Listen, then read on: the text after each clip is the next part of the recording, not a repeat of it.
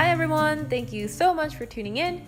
This is the continuation of my last video where I took you guys along through the planning process of my 2019 mermaid piece. Now I know we are already into July, so it isn't really a mermaid piece anymore. It's now become a July piece. But despite being 2 months late, I am really happy with how it turned out, and I am really excited to share with you guys how I ended up following through on this piece.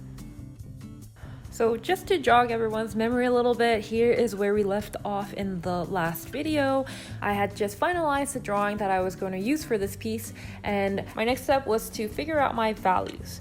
I started out with doing them in pencil just to get a quick idea of what it is that I was looking for. When I was picturing this piece in my head, I really wanted a strong sense of bounce light and subsurface scattering so that it would almost look as if the characters are glowing from within, and I thought that would look really warm and magical. In the first comp, I sketched out the whole darkest values in the foreground and then gradually getting lighter as it recedes into the background scenario. And I think I was thinking there would be a lot of mist and haze in the bayou, so there would be atmospheric perspective in play. But this one didn't give off that glowing look that I was going for. And then the second comp that I did, I'm not sure what I was going for at this point, but it also wasn't hitting the right note. But by the third one, I felt like we were getting closer to that look that I was going for.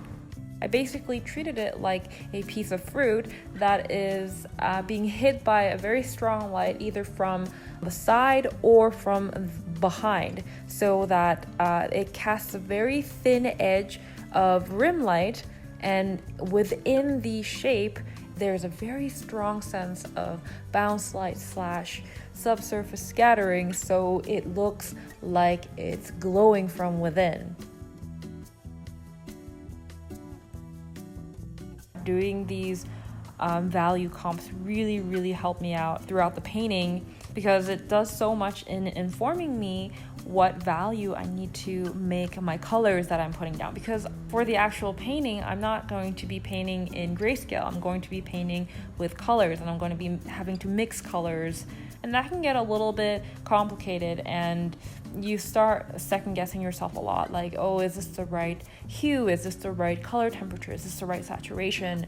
And I find that if I just focus on getting at least the value of the color, as long as I can get that right, then I can kind of worry about getting the hue and the color temperature right later on if I feel that I need to tweak something. So that's why, even though it seems a little bit repetitive, I just really wanted to make sure that this value comp was solid and that I felt confident about it going in, because I knew I would be referring back to it constantly. I actually don't have too much to say about the color comps. I just knew going in I wanted an overall green color scheme, and so that's what the first comp is all about. I'm just putting down a generally green color scheme, and then the second one, I used a bit more of the cobalt teal that I have. That is like a really nice kind of aqua-ish tealy color. And even though I think it looks nice, I feel like it kind of is too cool of a color for the look that I'm going for, because this is supposed to be the bayou. It's really hot and it's supposed to be muggy, and I felt like this teal color was just a little bit too cool, and it kind of made it look more like tropical or like rainforesty or something, but not like swampy. Like, I feel like in order to convey the whole like hot and sweaty, like muggy kind of look, I felt like it needed to be a little more on the yellow and the warm spectrum of colors. So even though I like the look of this one, I kind of made a mental note to not go too heavy with that color. And so the third one that I did was the closest to the look that I was going for. It is definitely the closest that I got to what I had envisioned in my head, so I felt ready to start the painting. So I had a strategy going into this painting. I knew I wanted to work in sections so that it would be very manageable for me, and because I had figured out my values in the value comp, I wasn't too worried that working in sections would produce a very disjointed look in the end, because there is the risk that that might happen if you do work in sections like I did, where I am just focusing on one kind of figure at a time. Because there are so many characters in this piece, I knew if I started to work a little bit here and a little bit there, and I was kind of jumping all over the place, then it would be harder for me to keep track of my value groupings. So that's why I started out by painting just the background first, painting carefully around the figures, and because I knew the background was going to be the darkest area of the painting, I could go in confidently and apply darker values right away rather than having to build it up very gradually, which is what I typically do in my watercolor pieces.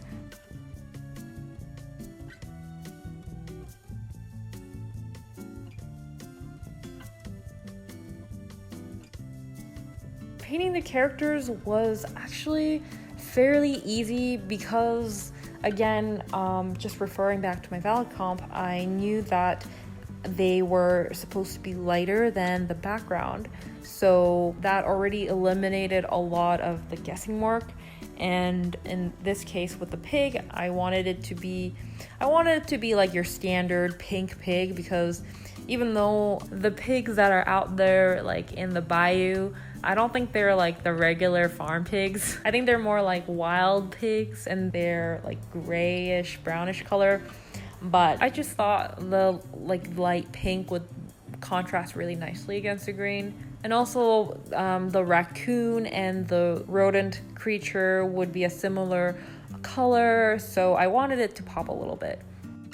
I think it's really important to remember that as the artist, you control what you put in the picture. That's something that I'm trying to be more mindful of these days, because I often stop myself from adding something in a picture, or the opposite, I leave something in there thinking that this is realistic if I leave this in here, but I don't want to paint it, or I'm not confident in painting it, or like it doesn't actually serve the picture. But I have to remind myself that a painting is not a photograph, and as the artist, like, we can compose it in any way, shape, or form to serve our vision. And why purposely make something in your painting or in your drawing ugly or just not as effective, because that is the more realistic way.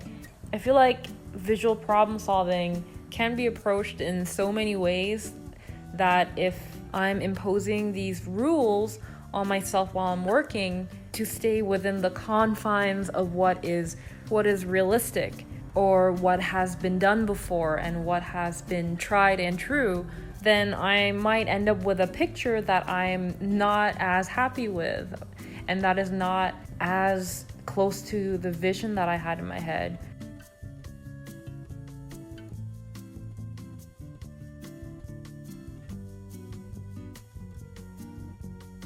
So working on the foreground elements now, that was actually quite straightforward because they are not the main focus of the picture, so I knew that I wouldn't be giving them too much attention because that would take away from the focus.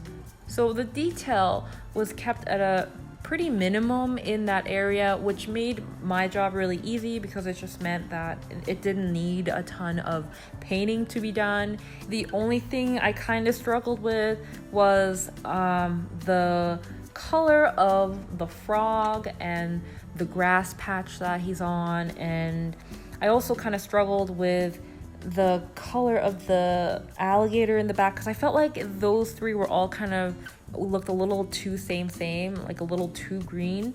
And so I tried to bring in a little bit of a variance in the grass patch, especially with the color, to help break up some of the green a little bit.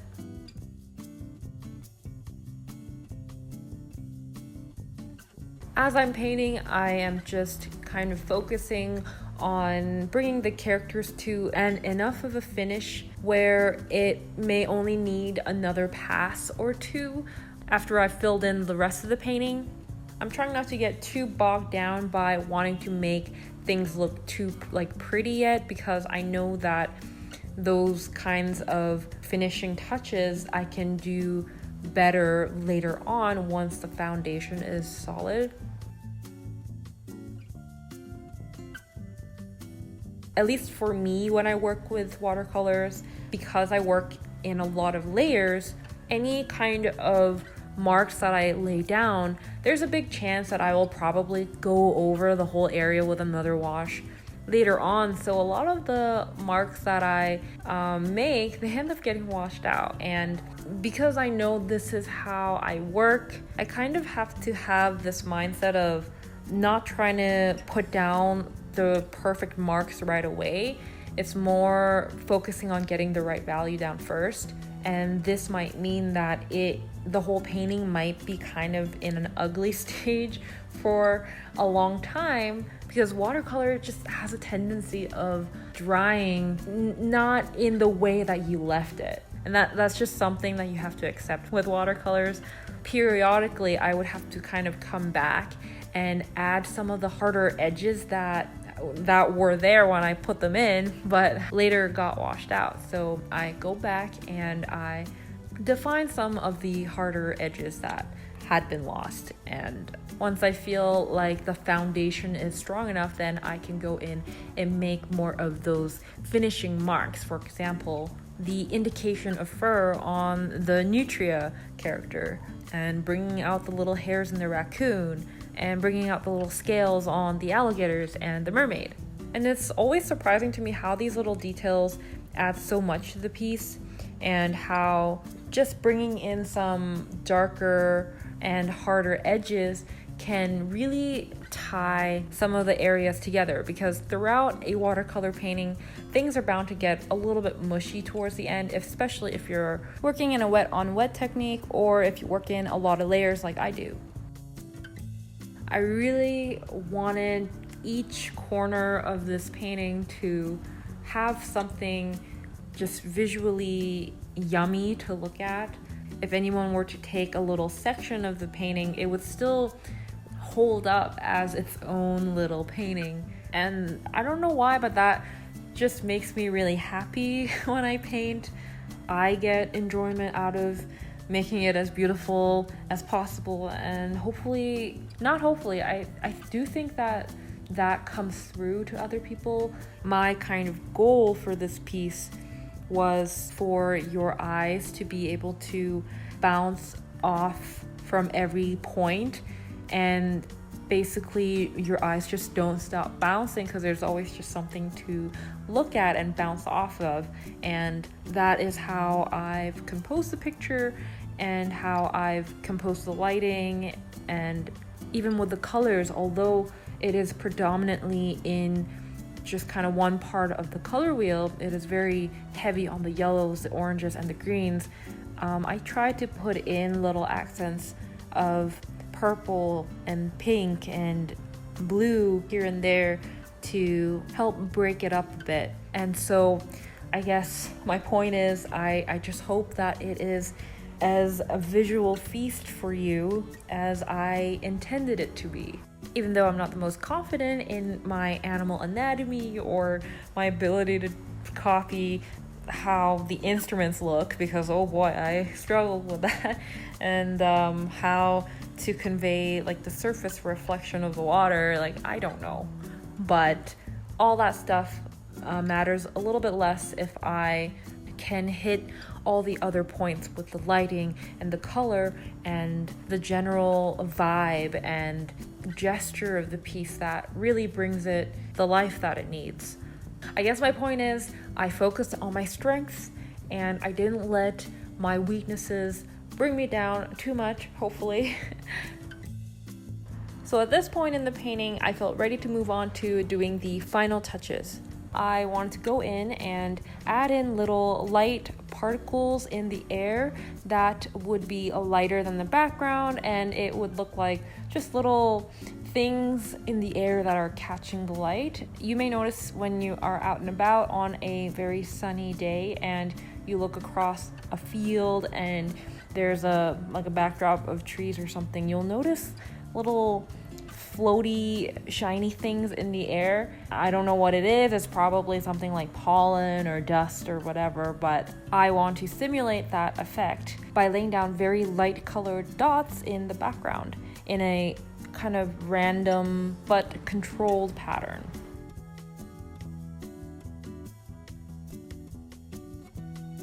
I really try to vary up the colors in the dots that I was putting down because I thought it would look a lot more interesting that way. And I find that when I look at like a cluster of colors like that are kind of close together but still far enough apart where they're clearly different colors, I find that my eyes, it's like a treat for my eyes when I see clusters of color like that, and I really wanted to play with that here. And also I feel like color is really where you can make a statement as an artist and give it a little bit of your own flair. So I had a lot of fun at this stage in the painting where I didn't have to worry about getting the values right anymore, and I was just seeing where I could really have fun with the colors.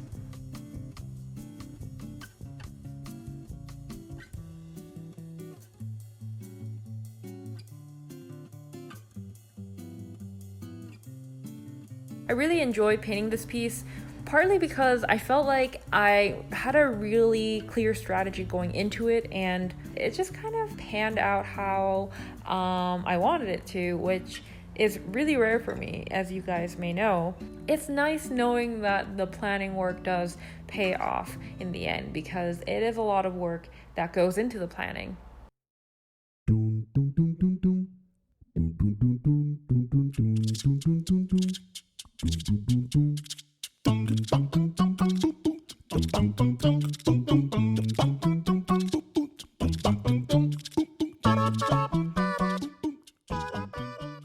So that is pretty much it for the video. I really hope you guys enjoyed watching how this piece came together. And because I'm really happy with how it turned out, I decided to turn it into a limited edition print. So those of you who also like it have a chance to own it as well. The prints are available in two sizes, the small being 8.5 by 11 and the large being 13 by 19. And I think they turned out really beautifully. And I'm just really happy that I finally have a new addition to my mermaid series. Now before I go, I would like to thank my patrons for making this video possible. They've been showing me a ton of support over there while I've been sharing little bits and pieces of this piece through its progress. It's helped me so much to stay motivated, even though this painting has dragged on for a little bit longer than I would have liked. I really appreciate all the encouragement that they have shown me, and I just want to say a big thanks to you guys, the Nomies, for making this video possible, so thank you. If you like this video, then please do let me know down below. And if you happen to love how this piece turned out, then picking up a print is a great way to support me in what I do. And if you'd like to join the other Nomies and gain a little bit more access into the behind the scenes stuff, then do consider becoming a patron. We would love to have you. So that is it. That is everything. Thank you so much for watching, and I'll see you guys in my next video. Bye!